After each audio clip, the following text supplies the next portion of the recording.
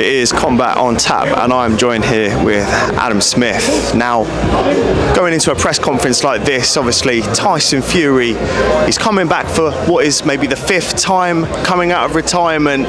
What did you make of that presser? I thought he was fresh, sharp, and he wanted to show people he's still vintage Tyson. I thought he was really relaxed and cool and calm, and looked in fantastic shape as well. I did an event with him just before Christmas, a huge night at the Grosvenor, which was terrific for charity, and he was on great form. And I also thought he was ready to go again. So he was teasing the audience, I'm not coming back, and he was always going to come back. And I know that he's very much lives in the day, very affected by Ricky Hatton's death and also AJ's mates. And I think that Tyson just realized he wants to continue. It's what he loves, it's his passion in boxing, and he's a fighter through and through, always has been. And I think he believes he's still got plenty left in the tank, and at 37 he can become the heavyweight champion of the world for the 3rd time. And Alex Lewis here today, one of the few that has achieved that. And if Tyson can regain even 3/4 of the form of old, then he's got a chance. So very interesting fight here at a great stadium in April, and really good to see him relaxed and at peace with himself, which is not always the case with Tyson Fury. Absolutely. And back on Netflix, what do you think about them coming into the mix? I mean, it does really provide more eyes to the sport. Obviously, we had the influencer boxing situation, which I believe was the first one with Jake Paul versus Mike Tyson. Now we've got the, I would say, more serious boxing. What do you make of all that? Well, working for DAZN, obviously, being the home of boxing, it's great to have Queensberry Matchroom and everything week in, week out. But I've always said that the more broadcasters, the more people, the more eyeballs that our wonderful sport is on, the better. Fantastic to see Sky back doing the women's boxing with MVP on April the 5th, just after we do the Wilder Chisora fight on the 4th. And to have Netflix again involved has only got to be fantastic with the incredible platform and reach that they have.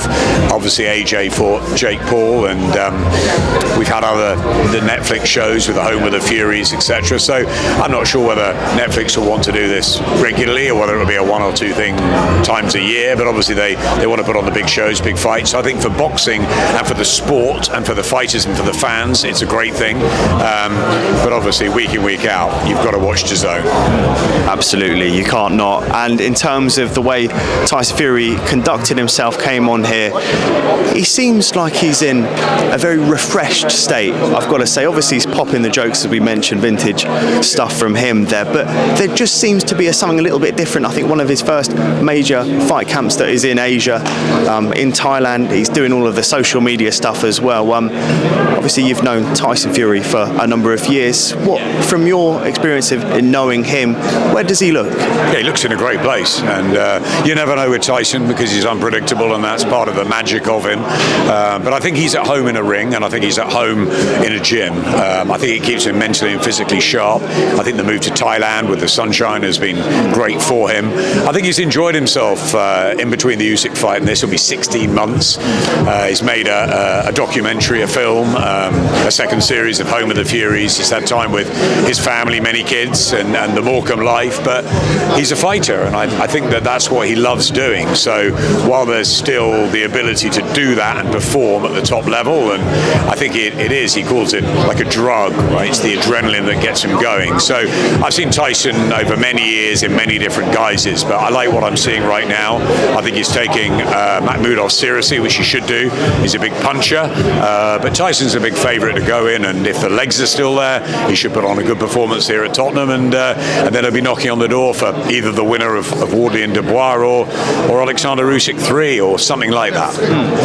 From your time in the game as well, those 2 routes that he could go through, what do you think is more achievable at this stage of his career and is more likely to land him that 3rd world title? Well, the Oleksandr Usyk situation still bugs Tyson Fury. He believes he won the fights. He wants the 3rd match, a trilogy. He had a trilogy obviously with Wilder, a trilogy which finished here with Derek Chisora. So I'm sure that's the fight he would like more than any other.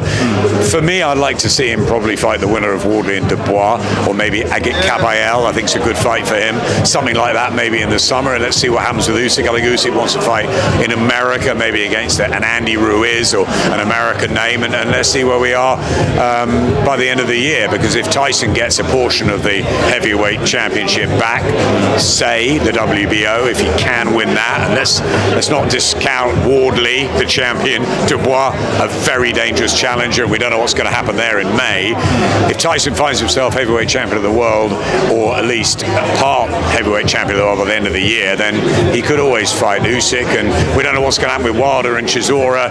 Moses Italma's coming in fast, and I mean, Tyson's already said that Moses is the heir apparent, so I'm not sure he'll want to go near him. He'll probably want to be in the corner with him, but I think there's huge fights, and of course the big one out there that no one's really mentioning at the moment because of what's happened to AJ in his personal life is the Joshua match, which the casuals and the fight fans all want to see still. So that's out there for Tyson if AJ wants to fight on. Absolutely. And one final question: how have you been? We've got a big 2026 to come. There's already been some fantastic things been going on, and obviously the heavyweight division, as was mentioned in the press conferences, is booming, and British boxing is booming as well at the moment. Obviously, Dalton Smith doing his thing as well. But just how have you been? How's life been treating you? Because you must have to go to a fair few of these things. Yeah, I mean, I'm very grateful to be here, to be alive. I had a horrible year of cancer, and I came back, and it's just great to have a mic in my hand again with DAZN. I've got a nice little afternoon slot on a Tuesday on TalkSport, which I enjoy. Just being around the sport that I love is fantastic. And as you said, Dalton Smith, Josh Kelly, and what's happened, Shakur Stevenson's brilliant performance in New York. Already we've had an unbelievable start to 2026. There are so many great nights ahead.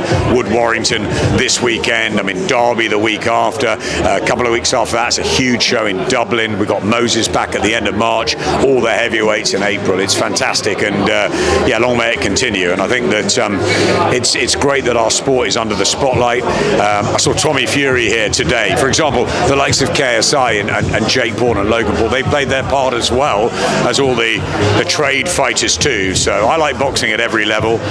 It's an entertainment business. My kids like different fights and nights to maybe the older generation, and I think if there's something for everybody, that's great for the sport. I just want to see it grow and grow, and 26 is going to be a huge year for boxing.